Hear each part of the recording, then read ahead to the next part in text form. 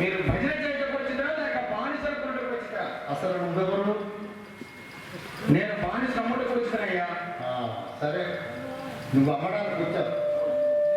ఆయన అమ్ముతాను, నువ్వు అమ్ముతానంటున్నావు. మరి హరిశ్చంద్ర, తీయని చెరుకు బాలకము నోట పోయే విషమోన గొప్పవానికి ఎవరేమి చెప్పుదురు? నీ భార్య ఎంతకన్నదో చెప్పుము.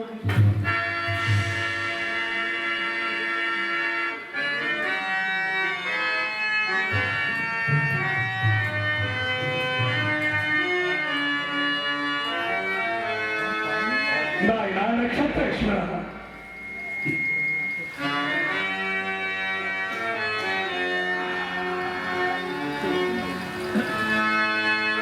చెప్పమయ్యా.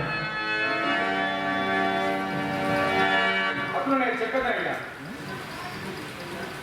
అమ్మ చంద్రమతి, నన్ను క్షమింపుడమ్మా, క్షమింపుడు. అయ్యో నక్షత్రేశ్వర, ఈ కాశీపురమునందు నిన్ను ఒక్క బానిసగా విక్రయించుటకు నేను సాహసించున్నందులకు నన్ను క్షమింపుడు తల్లి. అయ్యో నక్షత్రేశ్వర, నేను క్షమించలేదు అయ్యా.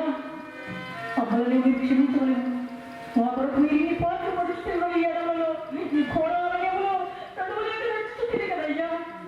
అవును శాస్త్రి గారు, మది నామధేయం నక్షత్రేశ్వరుడు.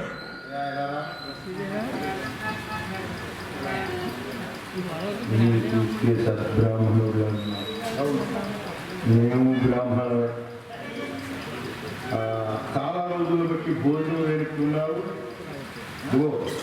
ధర చెప్పడానికి ఉపక్రమిస్తున్నట్టున్నావు. మనం ఒకటే అనేట్టు కాస్త సులువుగా అనువుగా చెప్పావనుకో. ఆ తర్వాత భోజనం, భాజనం, వగైరా వగైరా అని చేయగలిగావు. ఈ కాశీలోపలం నాకు అంత పేరుంది కదా. అంత సులువుగా చెప్పు. మీరు మాత్రం సావధానంగా వినండి.